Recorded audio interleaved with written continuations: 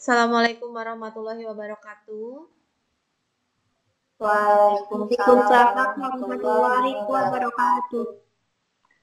Pada kesempatan hari ini kita akan beralih ke materi mengenai kewajiban atau utang atau liabilitas.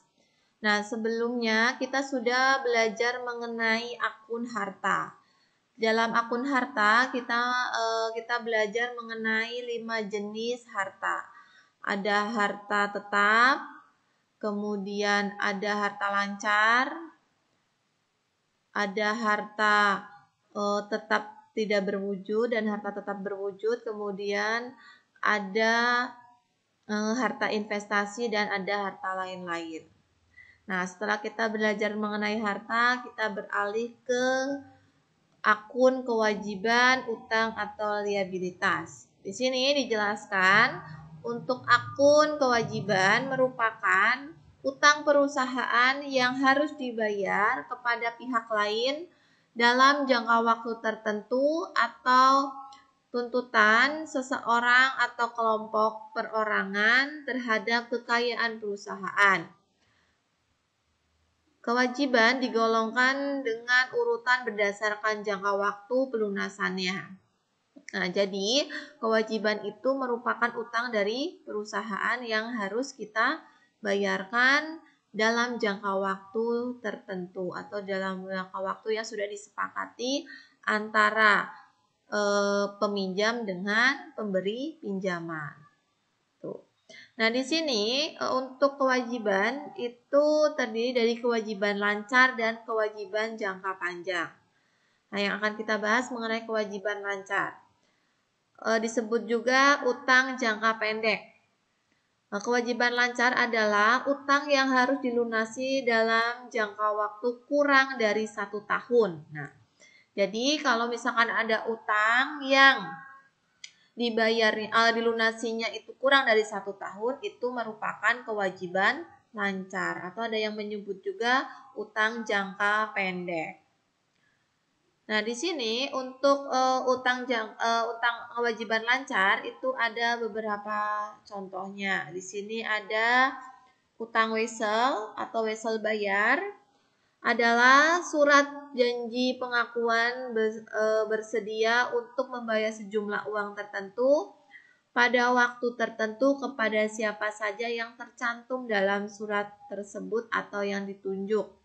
Nah, itu yang dinamakan utang wesel. Jadi merupakan perjanjian, surat perjanjian pengakuan bersedia, surat perjanjian pengakuan untuk bersedia membayar jumlah uang yang sudah disepakati dalam jangka waktu tertentu. Itu. Nah, karena kita membahas kewajiban lancar berarti jangka waktunya kurang dari 1 tahun. Kemudian untuk utang dagang atau utang usaha adalah segala pembelian barang dagang maupun barang yang digunakan untuk operasional usaha secara kredit. Nah, jadi kalau misalkan kita membeli barang-barang entah itu untuk dagang atau untuk usaha, tapi pembelian tersebut dengan sistem pembelian kredit, itu nanti akan timbullah atau dikatakan sebagai utang dagang atau utang usaha.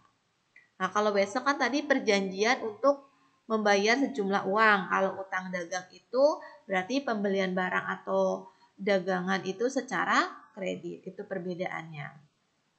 Kemudian ada beban yang masih harus dibayar. Adalah kewajiban yang timbul karena perusahaan telah menerima jasa dari pihak lain pada waktu 1 periode tetapi belum dibayar. Di sini contohnya ada utang gaji, utang pajak, dan utang bunga. Jadi, di sini misalkan saya harusnya membayar gaji setiap tanggal 15.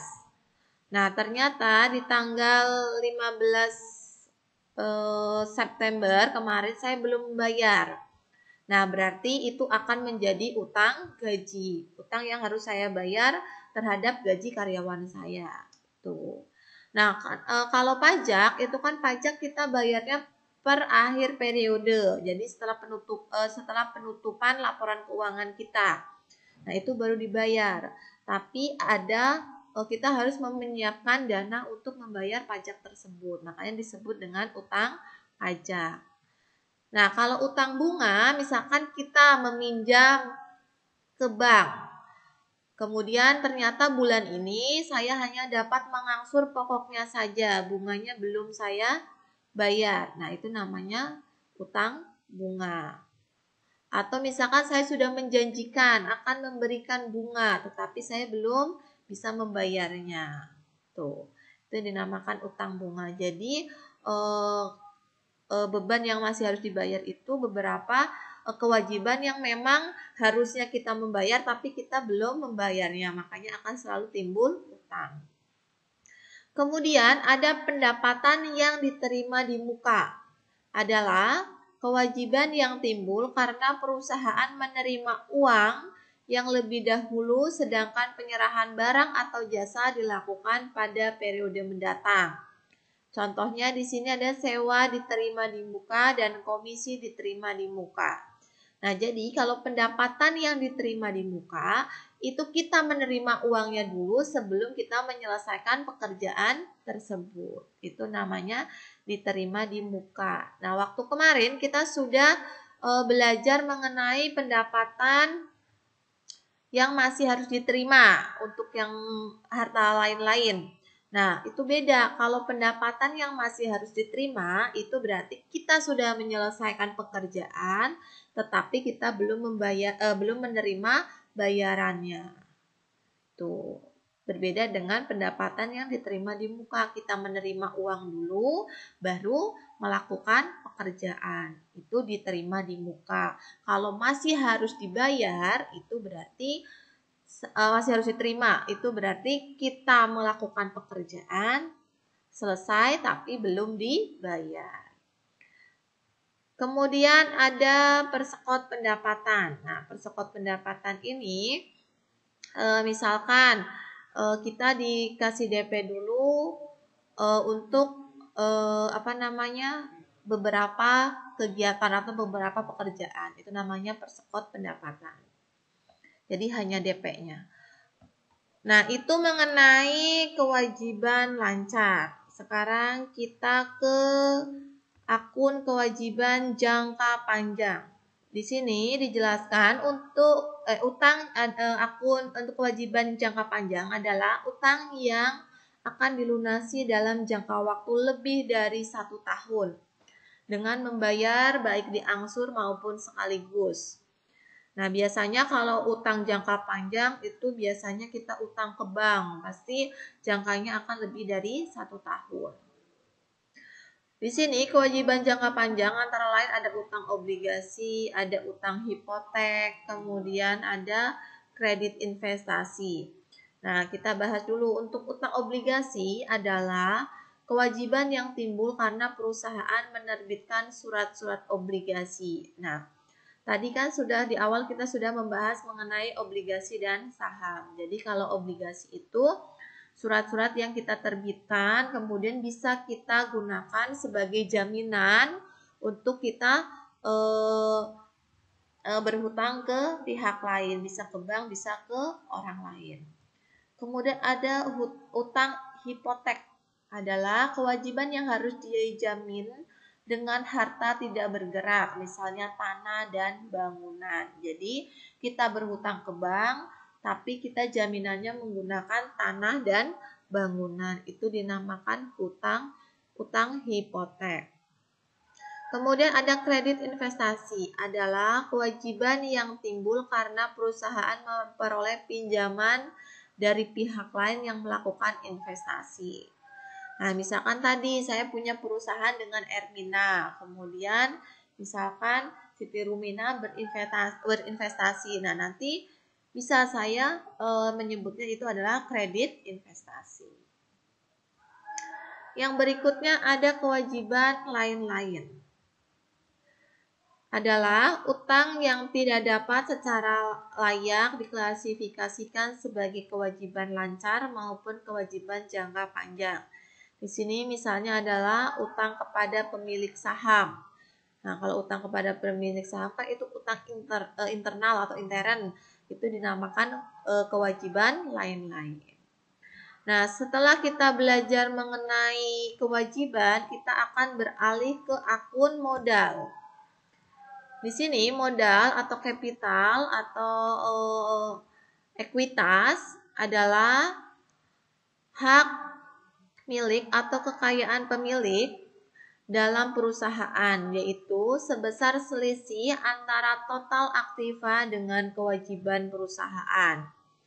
Nah, jadi modal itu berasal dari selisih antara aktiva dengan kewajiban perusahaan. Nah, kita harus menghitung berapa harta yang kita miliki, kemudian kita kurangi dengan kewajiban atau utang yang harus kita bayar. Nanti itulah ketemu yang dinamakan modal. Modal untuk perusahaan perseorangan disebut kekayaan pemegang saham. Modal juga dapat diartikan sebagai kewajiban perusahaan membayar hak pemilik bila diperlukan. Misalnya, ketika ada anggota yang keluar atau perusahaan likuidasi atau dibubarkan, itu harus dibayarkan modalnya. Tuh. Kemudian di sini contoh akun modal itu adalah modal pribadi, ada modal saham, itu kalau kita mempunyai perusahaan yang dalam bentuk PT, itu kita akan mempunyai modal saham. Kemudian ada laba yang ditahan, ada modal yang disimpan. Nah, kalau modal yang disimpan itu untuk koperasi dan modal anggota.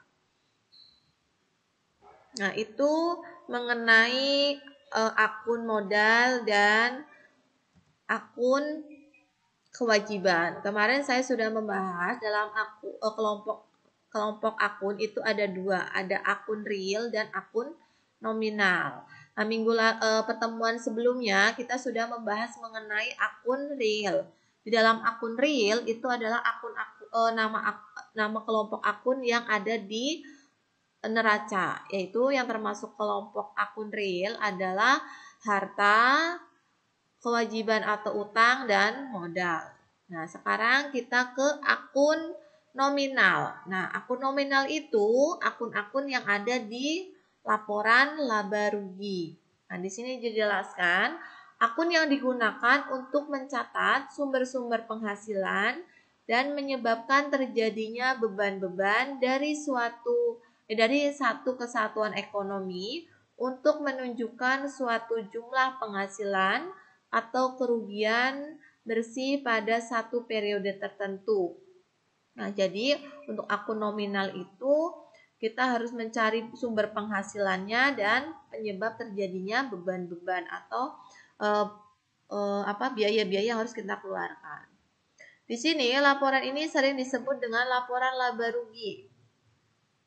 Tuh, jadi kalau yang real itu yang ada di laporan neraca, kalau yang akun nominal itu yang ada di laporan laba rugi.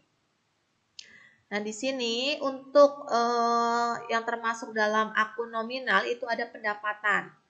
Adalah peningkatan jumlah aktiva atau penurunan kewajiban perusahaan yang timbul dari penyerahan barang atau jasa atau kegiatan usaha yang lain di dalam satu periode akuntansi. Nah, jadi contoh pendapatan itu adalah penghasilan yang didapat oleh suatu perusahaan. Itu dinamakan pendapatan. Tidak termasuk dalam pengertian pendapatan adalah peningkatan aktiva atau penurunan kewajiban perusahaan yang timbul dari adanya pembelian harga, kemudian investasi oleh pemilik, diperolehnya pinjaman, kemudian ada koreksi laba atau rugi yang lalu. Nah, jadi kalau pendapatan itu murni dari hasil penjualan atau misalkan bisa dalam hasil penjualan, bisa dalam hasil misalkan kita perusahaan jasa, berarti kan kita melaksanakan kegiatan dulu atau menyelesaikan pekerjaan dulu baru kita mendapatkan pendapatan. Tuh.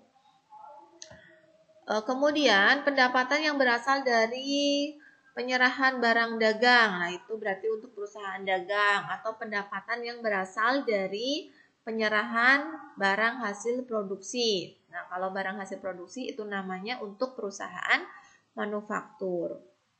Kemudian dari hasil tadi perusahaan dagang dan perusahaan manufaktur itu dengan istilah bukan pendapatan tapi penjualan.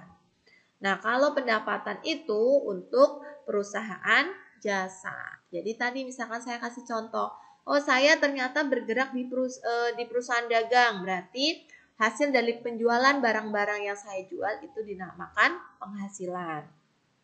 Penghasilan itu sama dengan pendapatan.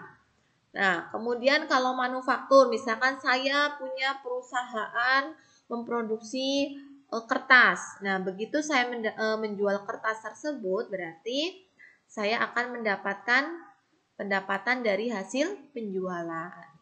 Nah, kalau saya bergerak di perusahaan jasa, misalkan jasa itu kan saya misalkan mempunyai perusahaan menjahit atau tailor. Nah, dari tailor itu nanti saya akan mendapatkan pendapatan jasa jahit. Nah, itulah contoh-contoh dari pendapatan dengan penghasilan dari penjualan maupun jasa kita. Nah, di sini berdasarkan sumber pendapatan tersebut diperoleh pendapatan dari dapat dikelompokkan menjadi di sini ada pendapatan usaha dan ada pendapatan di luar usaha. Untuk pendapatan usaha itu adalah pendapatan yang diperoleh dari hasil usaha pokok atau utama perusahaan, yaitu tadi berupa pendapatan jasa, penjualan barang dagangan, atau penjualan barang hasil produksi. Itu dinamakan pendapatan usaha. Untuk pendapatan di luar usaha, itu adalah pendapatan yang diperoleh dari hasil di luar usaha pokok atau utama. Misalkan ada pendapatan bunga, ada pendapatan sewa, kemudian ada penjualan aktiva tetap, dan ketiga tersebut itu merupakan pendapatan di luar usaha. Nah, selain pendapatan, di dalam akun nominal itu ada beban usaha atau beban operasional. Nah, di sini untuk beban operasional adalah beban-beban yang berhubungan dengan beraktivitas usaha pokok perusahaan.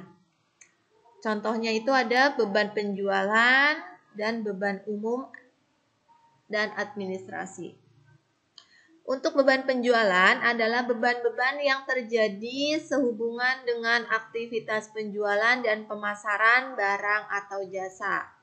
Contohnya itu ada beban gaji, bagian penjualan, kemudian beban komisi penjualan, ada beban iklan, ada beban supplies. Selain beban penjualan, kita juga ada beban umum dan administrasi. Untuk beban umum dan administrasi adalah beban-beban yang terjadi sehubungan dengan aktivitas perusahaan dalam bidang administrasi dan beban umum. Misalnya ada gaji bagian umum dan administrasi, ada beban jasa profesional, ada beban asuransi, ada beban telepon, listrik, dan air, ada beban suplai kantor, dan ada beban penyusutan gedung. Nah, itulah pembelajaran materi mengenai akun-akun dalam akuntansi. Nah, nanti silakan dicatat lagi di buku catatannya. Nanti akan saya share ke Classroom seperti biasa. Mudah-mudahan penjelasan saya bisa membantu kalian untuk bisa memahami dengan belajar sendiri di rumah. Nanti kalau misalkan Bu penjelasannya kurang jelas, nah kalian bisa memutar video yang nanti akan di-share. Oke, terima kasih untuk hari ini dan wassalamualaikum warahmatullahi wabarakatuh. Waalaikumsalam warahmatullahi wabarakatuh.